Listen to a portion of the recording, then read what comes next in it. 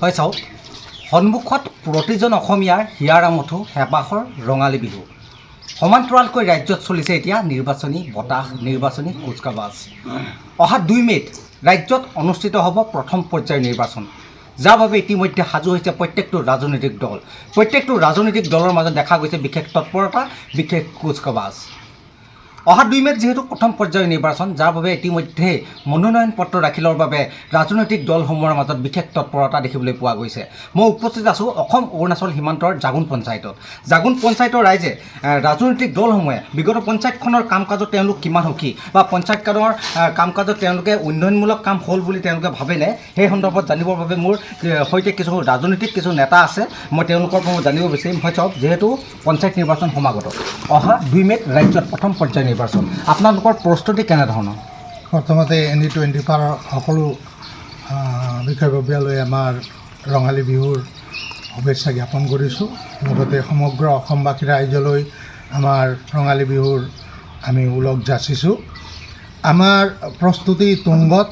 আমি প্ৰতিটো পঞ্চায়তত আপোনালোকে জানেই অলপ ব্যতিক্ৰমী নিৰ্বাচন। প্ৰথমবাৰৰ বাবে অসমত পঞ্চায়ত নিৰ্বাচন অৰাজনৈতিকভাৱে হ'বলৈ গৈ আছে।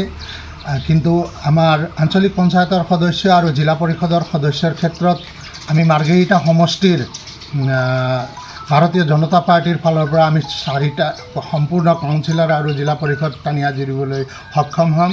কাৰণ বিগত দিনকেইটাত ভাৰতীয় জনতা পাৰ্টীয়ে যি ধৰণেৰে একেবাৰে সমাজৰ শেষৰ পৰ্যায়লৈকে অন্তোদয় আঁচনিৰ জৰিয়তে মানুহক স্পৰ্শ কৰিবলৈ, ৰাইজক স্পৰ্শ কৰিবলৈ সক্ষম হৈছে।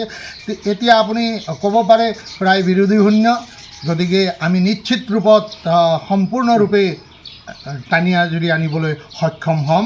আৰু লগতে এইবাৰ যিহেতু মেম্বাৰৰ ক্ষেত্ৰত পঞ্চায়তৰ সদস্য বা সভাপতিৰ ক্ষেত্ৰত অৰাজনৈতিকভাৱে আগবাঢ়িছে, গতিকে সেইখিনিতো আমি মানে আমাৰ সমাজত থকা ভাল ভাল ব্যক্তিসমূহে আহি পঞ্চায়তত প্ৰতিদ্বন্দ্বিতা কৰি ওলাই আহিব আৰু সমাজখনক সেৱা আগবঢ়াব বুলি আমি আশাবাদী।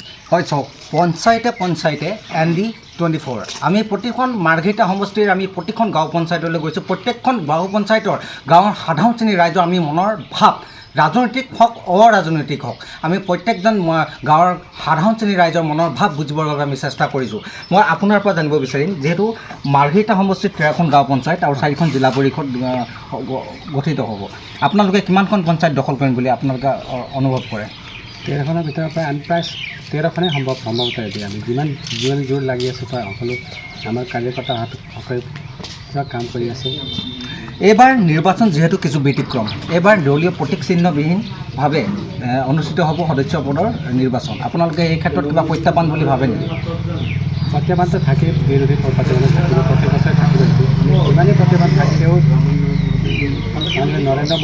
ভাৰতৰ প্ৰধানমন্ত্ৰী নৰেন্দ্ৰ মোদীক চাই সকলোৱে এইবাৰ অৰাজনৈতিকভাৱে নৰেন্দ্ৰ মোদীকে এইবাৰ আসনত বহাব আৰু পঞ্চায়তো সকলো আমাৰ দখল কৰা হ'ব। হয় চাওক, পুনৰ আহিল নিৰ্বাচন আৰু নিৰ্বাচনৰ বাবে ইতিমধ্যে সাজু হৈছে প্ৰত্যেকটো ৰাজনৈতিক দল। নতুন নতুন কিছু প্ৰতিশ্ৰুতি মই আপোনাৰ পৰা জানিব বিচাৰিম। মাৰ্ঘেৰিটা সমষ্টিৰ বিভিন্ন শ্ৰেণীৰ আমি ৰাইজৰ মনৰ কথা বুজিছোঁ।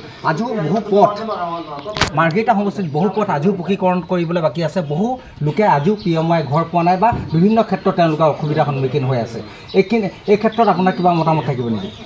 চব বহুত পথ নাই হোৱা বুলি কৈছে আপোনালোকে যিহেতু, কিন্তু এই যোৱা 5 বছৰ আমাৰ বিধায়ক মহোদয়ৰ 9টা বছৰ অতিক্ৰম হ'ল। এই 9টা বছৰৰ ভিতৰত যিখিনি পথ হৈছে, আজি বহুত অঞ্চল এনেকুৱা আছে, আপুনি বহুত ভিতৰুৱা গাঁও যাওক, যেনেকৈ যাওক এই অঞ্চলৰে এটা কুমচাই গাঁও পঞ্চায়ত, য'ত আপোনাৰ ইমান ভিতৰুৱা গাঁওবোৰতো আজি পকীকৰণ হৈ আছে। কিন্তু এই উন্নয়নৰ যিটো ধাৰা অব্যাহত আছে, কিন্তু একেদিনাই গোটেইখিনি সম্ভৱ হৈ নুঠে। কিন্তু পৰ্যায়ক্ৰমে প্ৰত্যেক ৰাস্তাই পকীকৰণ হৈ আছে। ক'ত 2-4খন ৰাস্তা বা ক'ৰবাত এতিয়াও বাকী আছে, কিন্তু সেইবোৰৰ কাম কাজো এতিয়া আগবাঢ়ি আছে। আৰু প্ৰায় আমি ভাবোঁ এই নিশ্চিত হিচাপে যি ধৰণে উন্নয়নৰ ধাৰা অব্যাহত আছে, বিগত দিনত আৰু আমাৰ এই অঞ্চলত যিখিনি পকীকৰণ হ'বলগীয়া সেইখিনি সম্ভৱ হৈ উঠিব। আৰু আপোনালোকে যিহেতু পঞ্চায়তৰ কাম কৰে, পঞ্চায়তৰ আমাৰ এই অঞ্চলত প্ৰায় আপোনালোকে দেখি আছে, আপোনালোকে গাঁৱে ভূঞে ঘূৰি আছে, আপোনালোকে নিশ্চয় দেখি আছে যে গাঁও অঞ্চলত প্ৰায় যিসমূহ চৰকাৰী আৱাসসমূহ মানুহৰ কেঁচা ঘৰ আপোনালোকে দেখিবলৈ নাপায় এতিয়া। আৰু 2-4 বছৰৰ ভিতৰত প্ৰায় 70% মানুহৰ এতিয়া পকী ঘৰ আৰু 30% মানুহে বাকী আছে যিহেতু এই পঞ্চায়তৰ নিৰ্বাচনৰ পাছতে আমাৰ এই যি ভাৰতীয় জনতা পাৰ্টীৰ নেতৃত্বত যি পঞ্চায়ত গঠন হ'ব সেই তাৰ পাছত আমি যিখিনি আধৰুৱা কামখিনি সেই সম্পূৰ্ণ হৈ উঠিব। কিবা প্ৰত্যাহ্বান হ'ব নেকি?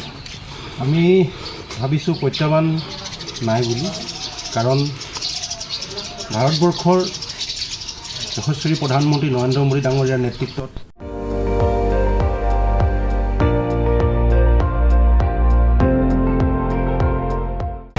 আপুনি চাই আছে ND24, সৰ্বশ্ৰেষ্ঠ নহয় সৰ্বোত্তমৰ দৌৰত।